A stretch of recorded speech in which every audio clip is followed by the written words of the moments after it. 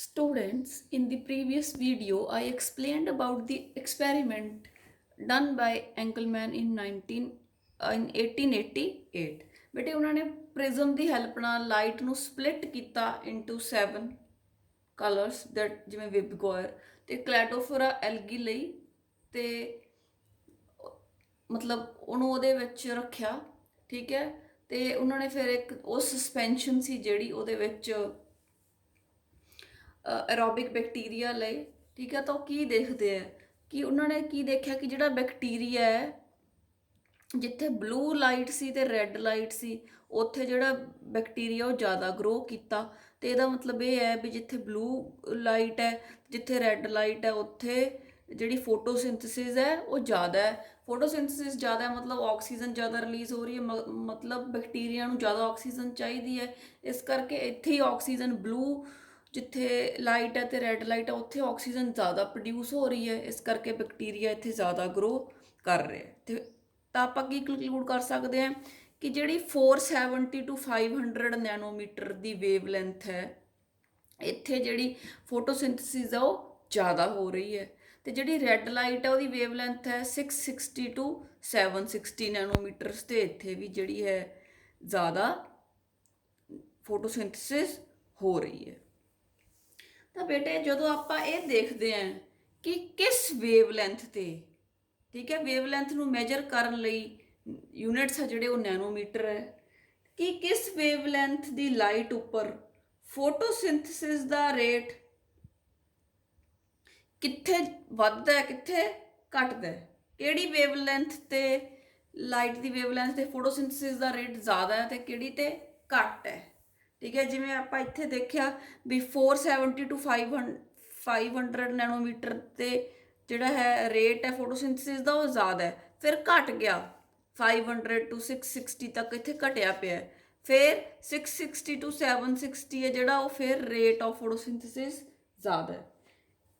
ਇਸ ਨੂੰ ਬੇਟੇ ਕਹਿੰਦੇ ਆ ਐਕਸ਼ਨ ਸਪੈਕਟਰਮ। ਕੀ ਕਹਿੰਦੇ ਆ? Action spectrum. ਕਿਸ ਵੇਵਲੈਂਥ ਦੀ ਲਾਈਟ ਉੱਤੇ ਫੋਟੋਸਿੰਥਸਿਸ ਦਾ ਰੇਟ ਕਿੱਥੇ ਜ਼ਿਆਦਾ ਹੈ ਕਿੱਥੇ ਘੱਟ ਹੈ, this is called as action spectrum. So what is action spectrum? It is a graph depicting the effectiveness of different wavelengths of light on photosynthesis. ਤਾਂ ਇੱਕ ਗ੍ਰਾਫ ਪਲਾਟ ਕੀਤਾ ਹੈ, ਇੱਕ ਆ ਸਾਈਡ ਤੇ ਜਿਹੜੀ ਹੈ ਤੇ ਵੇਵਲੈਂਥ ਲਈ ਹੈ ਨੈਨੋਮੀਟਰਸ ਤੇ ਜਿਹੜਾ ਵਾਈ ਐਕਸਿਸ ਉਹਦੇ ਤੇ ਲੈ ਲਿਆ ਫੋਟੋਸਿੰਥਸਿਸ ਪਰਸੈਂਟੇਜ ਆਫ ਮੈਕਸਿਮਮ ਰੇਟ। ਠੀਕ ਹੈ, ਤਾਂ ਕੀ ਦੇਖਿਆ ਕਿ ਇੱਥੇ ਆ ਦੇਖੋ ਇੱਥੇ ਪੀਕ ਉੱਚੀ ਆਈ ਹੈ ਇੱਥੇ ਪੀਕ ਉੱਚੀ ਆਈ ਹੈ ਤੇ ਇੱਥੇ ਜਮਾਂ ਹੀ ਰੇਟ ਹੈ ਜਿਹੜਾ ਉਹ ਘਟ ਗਿਆ। ਤਾਂ ਆਪਾਂ ਨੂੰ ਪਤਾ ਲੱਗ ਗਿਆ ਕਿ ਜਿਹੜੀ ਆ ਜਗ੍ਹਾ ਇੱਥੇ ਜਿਹੜੀ ਫੋਟੋਸਿੰਥਸਿਸ ਦਾ ਰੇਟ ਜ਼ਿਆਦਾ ਹੈ ਇੱਥੇ ਵੀ ਫੋਟੋਸਿੰਥਸਿਸ ਦਾ ਰੇਟ ਜ਼ਿਆਦਾ ਹੈ ਪਰ ਇੱਥੇ ਘੱਟ ਹੈ। This is called as action spectrum. This is called as action spectrum. ਫਿਰ ਬੇਟੇ ਆਪਣੇ ਕੋਲੇ ਆਉਂਦਾ ਅਬਜ਼ੌਰਪਸ਼ਨ ਸਪੈਕਟਰਮ। ਪਹਿਲਾਂ ਆਪਾਂ ਕੀਤਾ ਉਹ ਕਿਹੜਾ ਸੀ? Action spectrum. ਹੁਣ ਜਿਹੜਾ ਆਪਾਂ ਕਰਨਾ ਉਹ ਕੀ ਹੈ? Absorption spectrum. ਆਪਣੇ ਕੋਲੇ ਬੇਟਾ 3 ਪਿਗਮੈਂਟਸ ਹੈ, chlorophyll A, chlorophyll B and carotenoids. Red colour ਵਾਲਾ ਕਲੋਰੋਫਿਲ ਏ ਦਿਖਾਇਆ, ਗ੍ਰੀਨ ਵਾਲਾ ਕਲੋਰੋਫਿਲ ਬੀ ਤੇ ਬਲੂ ਵਾਲੇ ਕੈਰਟੀਨੋਇਡਸ। ਹੁਣ ਬੇਟੇ ਦੇਖੋ ਆਪਣੇ ਕੋਲ ਡਿਫਰੈਂਟ ਪੀਕਸ ਆਈਆਂ। ਜਿਹੜਾ ਰੈੱਡ ਕਲਰ ਹੈ ਇਹਦੀ ਪੀਕ ਇੱਥੇ ਆਈ ਹੈ, ਜਿਹੜਾ ਗ੍ਰੀਨ ਕਲਰ ਹੈ ਇਹਦੀ ਪੀਕ ਇੱਥੇ ਆਈ ਹੈ। ਠੀਕ ਹੈ, ਜਿਹੜਾ ਬਲੂ ਕਲਰ ਸੀ ਇਹਦੀ ਪੀਕ ਇੱਥੇ ਆਈ ਸੀ। ਠੀਕ ਹੈ, ਇੱਥੇ ਫਿਰ ਰੈੱਡ ਜਿਹੜਾ ਕਲੋਰੋਫਿਲ ਏ ਹੈ ਇਹਦੀ ਫਿਰ ਪੀਕ ਇੱਥੇ ਆਈ ਹੈ। ਠੀਕ ਹੈ, ਤਾਂ ਅਲੱਗ-ਅਲੱਗ ਪੀਕਸ ਆ ਰਹੀਆਂ। ਤਾਂ ਆਪਣੇ ਕੋਲ 3 ਪਿਗਮੈਂਟਸ ਹੈ, ਇਹਨਾਂ ਵਿੱਚੋਂ ਕਿਹੜਾ ਪਿਗਮੈਂਟ ਕਿਸ ਵੇਵਲੈਂਥ ਦੀ ਲਾਈਟ ਨੂੰ ਜ਼ਿਆਦਾ ਅਬਜ਼ੌਰਬ ਕਰਦਾ ਹੈ? ਜਿੰਨਾ ਜ਼ਿਆਦਾ ਅਬਜ਼ੌਰਬ ਕਰੂਗਾ ਉਨੀ ਉੱਚੀ ਪੀਕ ਆਊਗੀ। ਠੀਕ ਹੈ, ਕਿਹੜਾ ਪਿਗਮੈਂਟ ਕਿਸ ਵੇਵਲੈਂਥ ਦੀ ਲਾਈਟ ਨੂੰ ਜ਼ਿਆਦਾ ਅਬਜ਼ੌਰਬ ਕਰਦਾ ਹੈ? ਦਿਸ ਗ੍ਰਾਫ ਇਜ਼ ਕਾਲਡ ਅਬਜ਼ੌਰਪਸ਼ਨ ਸਪੈਕਟਰਮ। ਆ ਡਿਫਰੈਂਟ ਪੀਕਸ ਸ਼ੋ ਕਰ ਰਹੇ ਹੈ। ਠੀਕ ਹੈ, ਤਾਂ ਜਿਹੜਾ ਕਲੋਰੋਫਿਲ ਏ ਸੀ ठीक है। ਉਹ ਜਿਹੜੀ ਆ ਅਰਾਊਂਡ 450 ਨੈਨੋਮੀਟਰਸ ਹੈ ਜਿਹੜੀ ਉੱਥੇ ਪੀਕ ਸ਼ੋ ਕਰ ਰਿਹਾ ਹੈ, ਫਿਰ 700 ਤੇ ਸ਼ੋ ਕਰ ਰਿਹਾ, ਰਾਈਟ। ਐਂ ਹੀ ਕਲੋਰੋਫਿਲ ਬੀ, ਐਂ ਹੀ ਕੈਰੋਟੀਨੋਇਡਸ। ਤਾਂ ਦੁਬਾਰਾ ਸੁਣੋ, we have three pigments chlorophyll A, B and carotenoids। ਇਹਨਾਂ ਵਿੱਚੋਂ ਕਿਹੜਾ ਪਿਗਮੈਂਟ ਕਿਸ ਵੇਵਲੈਂਥ ਦੀ ਲਾਈਟ ਨੂੰ ਜ਼ਿਆਦਾ ਅਬਜ਼ੌਰਬ ਕਰ ਰਿਹਾ ਹੈ, ਠੀਕ ਹੈ। ਜਿਹੜਾ ਇਹ ਗ੍ਰਾਫ ਪਲਾਟ ਕਰਦੇ ਆ ਉਹਨੂੰ ਕਹਿੰਦੇ ਆ ਅਬਜ਼ੌਰਪਸ਼ਨ spectrum. So what is absorption spectrum? It is a graphical representation of degree and portion of light wavelengths absorbed by a substance। ਤੇ ਜਿਹੜੀ ਇਹਦੀ recording of wavelength ਹੈ, the recording of wavelength of light absorbed by the substance is done with the help of an instrument which is called as spectrophotometer। ਕਿਵੇਂ ਪਤਾ ਲੱਗੂਗਾ, ਇਹ graph ਕਿਵੇਂ ਬਣੂਗਾ ਕਿ ਕਿੱਥੇ peak I? with the help of an instrument called spectrophotometer। In this absorption spectrum, the height of the curve at the given wavelength gives the relative absorption at that wavelength। ਕਹਿੰਦਾ ਜਦੋਂ ਆ curve ਬਣਦਾ ਹੈ ਨਾ, ਠੀਕ ਹੈ, at a given wavelength, ਇਹ ਦੱਸ ਦਿੰਦਾ ਕਿੰਨੀ ਅਬਜ਼ੌਰਪਸ਼ਨ ਹੋਈ ਹੈ। ਆ ਵਾਈ ਐਕਸਿਸ ਤੇ ਆਪਾਂ ਅਬਜ਼ੌਰਪਸ਼ਨ ਦੇਖ ਰਹੇ ਹਾਂ, ਇਹਦੀ ਅਬਜ਼ੌਰਪਸ਼ਨ ਇਸ ਵੇਵਲੈਂਥ ਤੇ ਜ਼ਿਆਦਾ ਹੋਈ ਹੈ, ਇਹਦੀ ਕਲੋਰੋਫਿਲ ਬੀ ਦੀ ਇਸ ਵੇਵਲੈਂਥ ਤੇ ਜ਼ਿਆਦਾ ਹੋਈ ਹੈ, ਐਂਡ ਡਿਫਰੈਂਟ ਵੇਵਲੈਂਥਸ ਤੇ ਜ਼ਿਆਦਾ ਹੁੰਦੀ ਹੈ। Absorption spectrum is like a fingerprint ਵਾਂਗੂ ਹੀ ਹੈ। It helps the identification of various molecules, ਠੀਕ ਹੈ। ਇਹਦੇ ਤੋਂ ਆਪਾਂ ਨੂੰ ਪਤਾ ਲੱਗ ਜਾਂਦਾ ਹੈ ਵੀ ਕਿਹੜੇ ਕਿਹੜੇ ਪਿਗਮੈਂਟਸ, ਕਿਹੜੇ ਕਿਹੜੇ ਮੋਲੀਕਿਊਲਸ ਪਏ ਹੈ। ਤੇ ਜਦੋਂ ਆਪਾਂ ਕਲੋਰੋਫਿਲ ਏ ਤੇ ਬੀ ਦਾ, ਜਿਹੜੇ ਦੋ ਪਿਗਮੈਂਟਸ ਇਹਨਾਂ ਦਾ ਅਬਜ਼ੌਰਪਸ਼ਨ ਸਪੈਕਟਰਮ ਵੇਖਦੇ ਆ, ਤਾਂ ਜਿਹੜੇ ਪਿਗਮੈਂਟਸ ਹੈ ਦੇ absorb maximum in blue, violet and red parts of the light। blue, violet and red parts of the light। ਤੇ ਜਿਹੜੇ ਕੈਰੋਟੀਨੋਇਡਸ ਹੈ ਉਹ ਵਾਇਲਟ, ਬਲੂ ਤੇ ਗ੍ਰੀਨ ਪਾਰਟ ਦੇ ਵਿੱਚ ਕਰਦੇ ਆ। ਜਿਹੜੇ ਕਲੋਰੋਫਿਲ ਏ ਹੈ, ਇਟ ਸ਼ੋਜ਼ ਦੀ ਮੈਕਸਿਮਮ ਅਬਜ਼ੌਰਪਸ਼ਨ, ਠੀਕ ਹੈ, ਐਟ 660 to 670, 670 to 680 ਤੇ 700 ਐਵੇਂ। ਸੋ ਇਹਦੇ ਤੋਂ ਆਪਾਂ ਇਹ ਕਹਿ ਸਕਦੇ ਹਾਂ ਕਿ ਕਿਹੜਾ ਪਿਗਮੈਂਟ ਕਿਸ ਵੇਵਲੈਂਥ ਦੀ ਲਾਈਟ ਨੂੰ ਜ਼ਿਆਦਾ ਅਬਜ਼ੌਰਬ ਕਰਦਾ ਹੈ। ਕਈ ਪਿਗਮੈਂਟਸ ਪਏ ਆਪਾਂ ਨੂੰ ਪਤਾ ਹੈ, ਕਲੋਰੋਫਿਲ ਏ ਹੈ, ਬੀ ਹੈ, ਕੈਰੋਟੀਨੋਇਡਸ ਹੈ, ਜ਼ੈਂਥੋਫਿਲਸ ਹੈ, ਪਰ ਆਪਾਂ ਜਿਹੜੇ ਤਿੰਨ ਪਿਗਮੈਂਟਸ ਇਹਨਾਂ ਨੂੰ ਸਪੈਕਟਰੋਫੋਟੋਮੀਟਰ ਦੀ ਹੈਲਪ ਦੇ ਨਾਲ ਗ੍ਰਾਫ ਪਲਾਟ ਕਰ ਲਿਆ ਤੇ ਆਪਾਂ ਨੂੰ ਹੁਣ ਪਤਾ ਲੱਗ ਗਿਆ ਕਿ ਕਿਹੜਾ ਜਿਹੜਾ ਹੈ ਪਿਗਮੈਂਟ ਹੈ ਉਹ ਕਿਸ ਵੇਵਲੈਂਥ ਨੂੰ ਜ਼ਿਆਦਾ ਅਬਜ਼ੌਰਬ ਕਰਦਾ ਹੈ। This is called as absorption spectrum.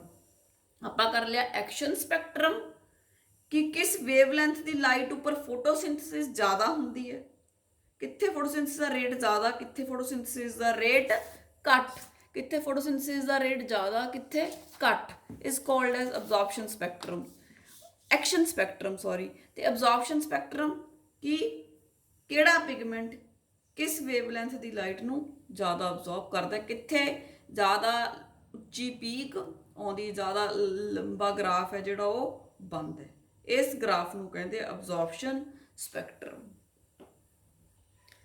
Students, ਇੱਕ ਫਿਰ ਹੋਰ ਸਾਇੰਟਿਸਟ ਆਏ ਜਿਨ੍ਹਾਂ ਦਾ ਨਾਮ ਹੈ ਐਮਰਸਨ, ਠੀਕ ਹੈ। In 1957 he gave the Emerson effect, Emerson enhancement effect rather I will ਸੇ।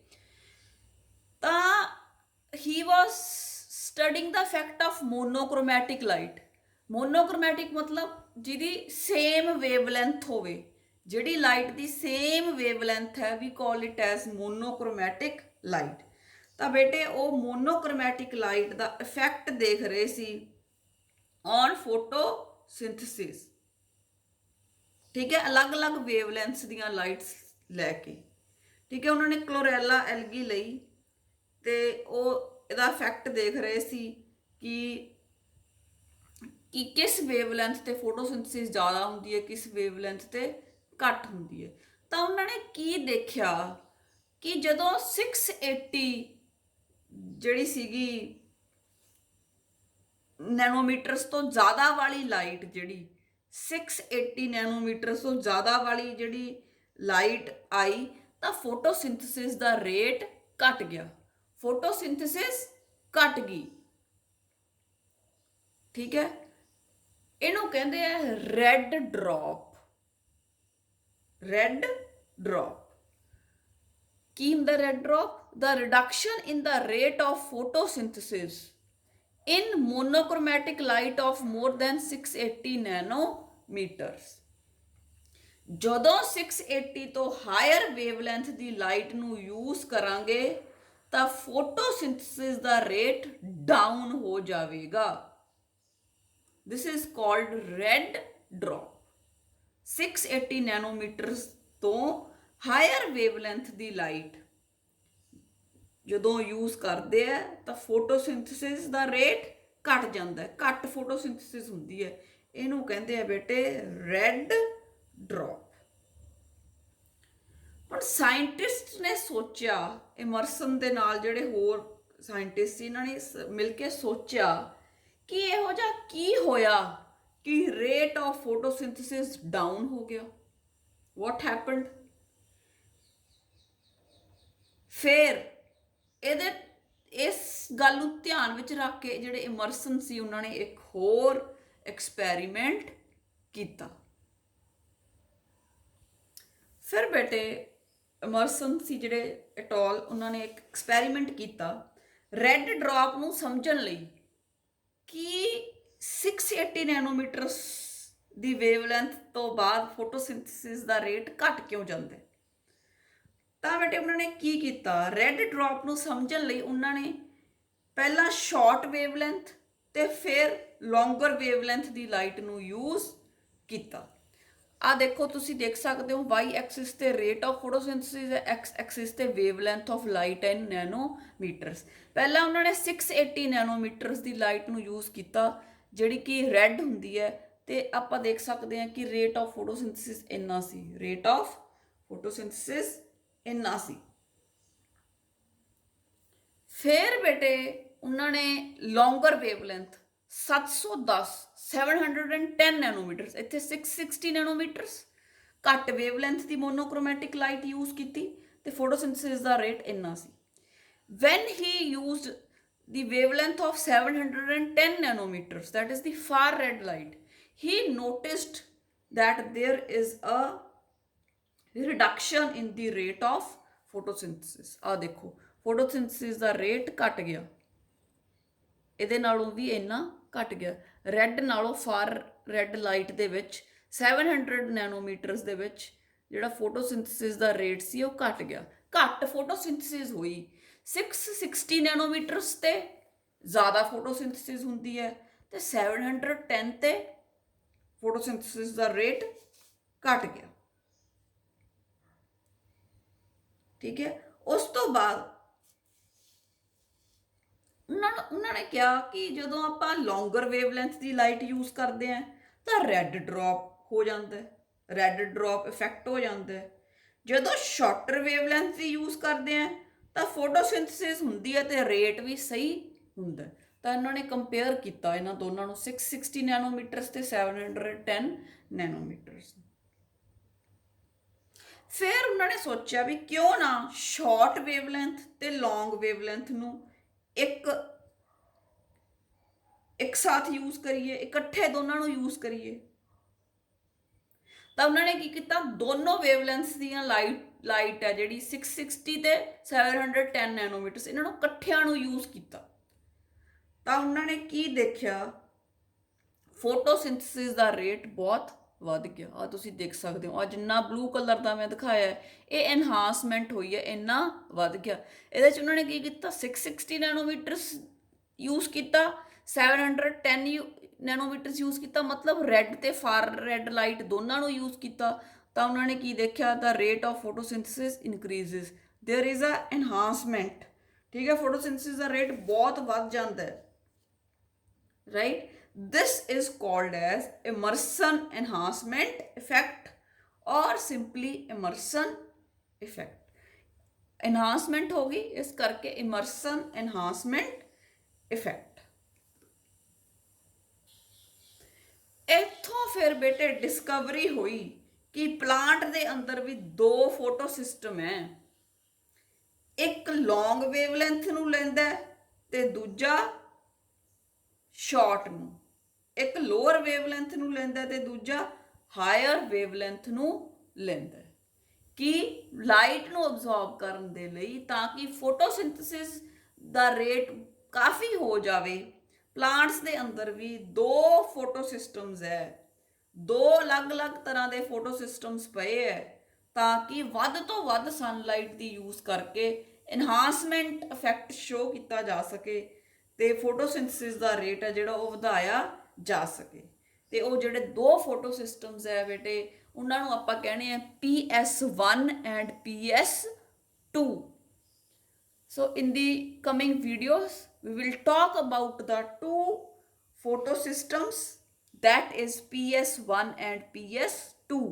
ਕਿਉਂ ਦੋ ਫੋਟੋ ਸਿਸਟਮਸ ਪਏ ਹੈ, ਕਿੱਥੋਂ ਪਤਾ ਲੱਗਿਆ? ਇਨਹਾਂਸਮੈਂਟ ਇਫੈਕਟ ਜਦੋਂ ਹੋਇਆ ਨਾ, ਫਿਰ ਪਤਾ ਲੱਗਿਆ ਕਿ ਪਲਾਂਟ ਦੇ ਅੰਦਰ ਵੀ ਜਿਹੜਾ ਫੋਟੋਸਿੰਥੇਸਿਸ ਦਾ ਰੇਟ ਹੈ ਉਹ ਇੰਨਾ ਹਾਈ ਕਿਉਂ ਹੈ, ਕਿਉਂਕਿ ਪਲਾਂਟ ਦੇ ਅੰਦਰ ਵੀ ਅਲੱਗ-ਅਲੱਗ ਫੋਟੋ ਸਿਸਟਮਸ ਪਏ ਹੈ, ਜਿਹੜਾ ਕਿ ਇੱਕ ਹੈ ਜਿਹੜਾ ਉਹ ਸ਼ਾਰਟਰ ਵੇਵਲੈਂਥ ਨੂੰ ਲੈ ਲੈਂਦਾ ਤੇ ਦੂਜਾ ਜਿਹੜਾ ਹਾਇਰ ਵੇਵਲੈਂਥ ਨੂੰ, ਲੌਂਗਰ ਵੇਵਲੈਂਥ ਨੂੰ ਲੈ ਲੈਂਦਾ। ਦੋਨੋਂ ਇਫੈਕਟ ਦਿਖਾ ਦਿੰਦੇ ਆ ਤੇ ਰੇਟ ਆਫ ਫੋਟੋਸਿੰਥੇਸਿਸ ਵੱਧ ਜਾਂਦਾ ਹੈ। ਅਗਰ ਇੱਕ ਪਿਆ ਹੋਵੇ ਤਾਂ ਪੌਦਾ ਇੰਨੀ ਜ਼ਿਆਦਾ ਫੋਟੋਸਿੰਥੇਸਿਸ ਨਹੀਂ ਕਰ ਸਕਦਾ, ਰੇਟ ਆਫ ਫੋਟੋਸਿੰਥੇਸਿਸ ਹਾਈ ਨਹੀਂ ਹੋ ਸਕਦਾ।